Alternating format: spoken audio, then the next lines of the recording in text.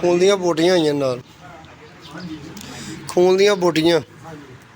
ਸਾਰਾ ਗਾਂ ਕਿੰਨੇ ਦਿਨਾਂ ਦੀ ਬਿਮਾਰ ਹੈਗੀ? ਇਹਨੂੰ ਅੱਜ 5 ਦਿਨ ਹੋ ਗਏ।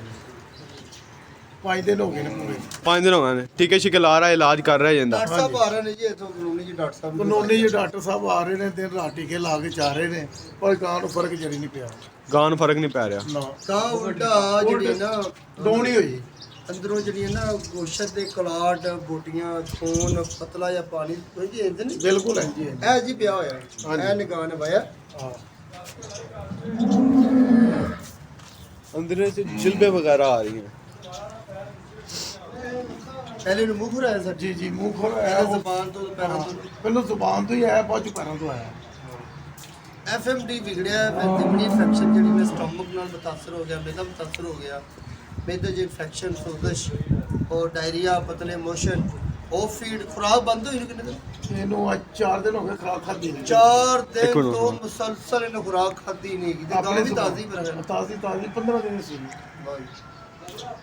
ਭਾਈ ਆ ਸਰ ਟਿੱਪਾ ਲੱਗਿਆ ਰਿੰਗਰ ਇਹ ਸਾਡਾ ਟ੍ਰੀਟਮੈਂਟ ਹੈਗਾ ਅਸੀਂ ਇਹਨੂੰ ਦੇਣਾ फ्लूइड 4 लीटर फ्लूइड देंगे सुबह 4 लीटर शाम और इसमें हमने माइनोहास सारे किधर ड्रिप फाड़ लो पर माइनोहास एनरसेल मेटाफास नीरोफास पी कम्प्लेक्स सेनोकोप एवर मेप्राजोन ਇਹ ਇੰਜੈਕਸ਼ਨ ਅਸੀਂ ਦੇਾਂਗੇ ਜਲਦੀ ਪੀ ਲਈ इंट्रामस्कुलर तो एडिसन 20 ml और फ्लोनक्स मैग्लोबिन 15 ml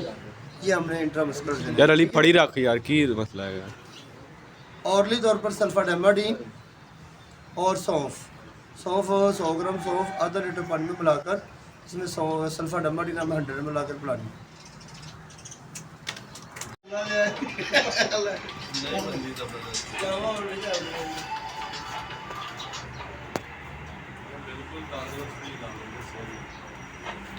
हेलो हेलो वालेकुम सलाम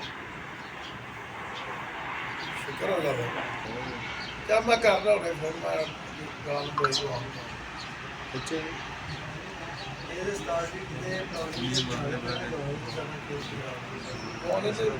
पहले राज साहब क्या है पानी चाहिए आधी आ गई तो पढ़ाई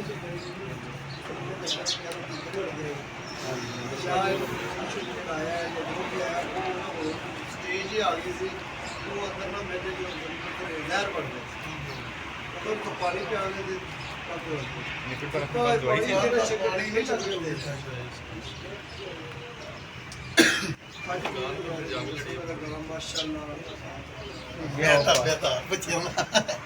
इधर इधर इधर भाई